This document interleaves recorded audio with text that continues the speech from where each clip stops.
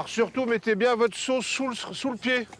D'accord? Comme ça, le raisin, il va tomber tout seul dedans, déjà d'une part. Et puis, vous n'allez pas faire de grains. 8 heures pétantes, les premiers coups de sécateur sont déjà donnés. Habituellement, le raisin arrive à maturité fin septembre. Des vendanges en août, c'est rare. Mais Karine se souvient de quelques exceptions.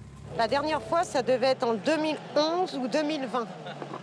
Le 29 août, par là, ouais. 2, 3, 4, 5, 6, 7, 8. 8 qui sont saisonniers. Appelés 15 jours plus tôt cette année, les vendangeurs, assidus ou nouvelles recrues, sont quand même au rendez-vous. C'était prévu que je fasse les vendanges ici et puis ça n'a pas changé. Voilà, quoi. Ah bah, je suis paysagiste de métier.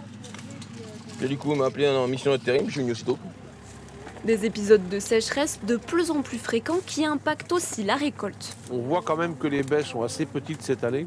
Et ça, c'est vraiment la suite quand même de l'année sèche et chaude. On voit même, on aperçoit sur des grappes des grains qui commencent à être flétris. C'est-à-dire que là, l'eau s'évapore. Donc là, il est temps de récolter, quoi.